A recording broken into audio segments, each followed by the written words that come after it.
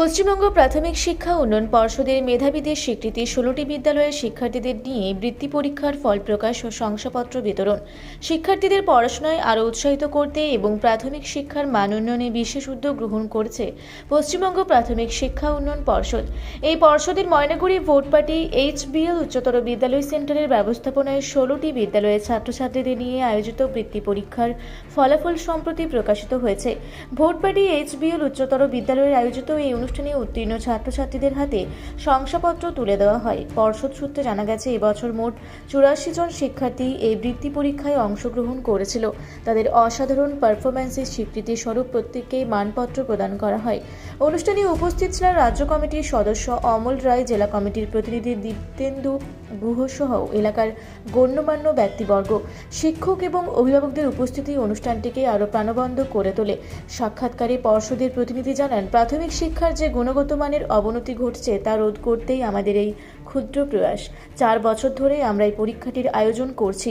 আমাদের মূল লক্ষ্য হলো গ্রামীণ অঞ্চলের ছেলেমেয়েরা যাতে সুশিক্ষিত হয়ে উঠতে পারে।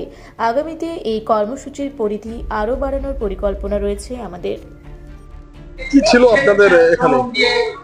পশ্চিমবঙ্গ প্রাথমিক শিক্ষা উন্নয়ন পর্ষদ পক্ষ থেকে আমাদের ভোটপাটি সেন্টারে 16টি বিদ্যালয়ে ক্লাস করে বৃত্তি পরীক্ষা নেওয়া হয়েছিল এবং সেই বৃত্তি পরীক্ষার রেজাল্ট আমরা দিচ্ছি।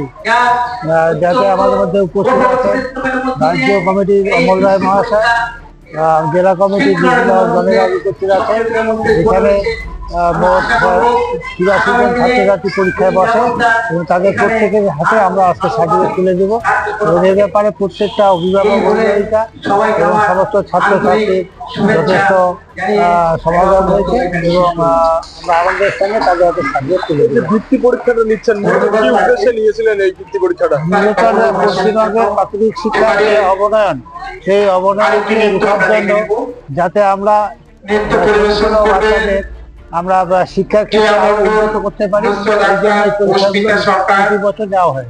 প্রত্যেক বছর এই বৃত্তি পরীক্ষাটা আমাদের সেন্টার 4 বছরের সেন্টার চলছে এবং ভবিষ্যতে আমরা আরো চেষ্টা করব যাতে এই সেন্টারটা আরো দীর্ঘদিন ধরে চালানোর এবং গ্রামের ছেলেমেয়েরা যাতে সুশিক্ষিত হতে পারে তার চেষ্টা চালানো। মানে এই যে বৃত্তি পরীক্ষাটা নিচ্ছেন মূলত একটি স্কুলের না গোটা ময়নাগুড়ি ব্লকে? আমাদের এখানে ময়নাগুড়ি ব্লকের ঠিক না, আমাদের এই এলাকার 16টি স্কুলের ছাত্রছাত্রীদের নিয়ে পরীক্ষা। আচ্ছা, মোট কতজন অংশগ্রহণ করেছিল?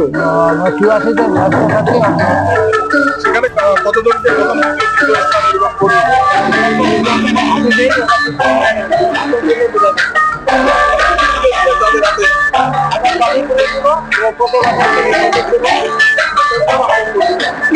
আপনার নাম, আপনার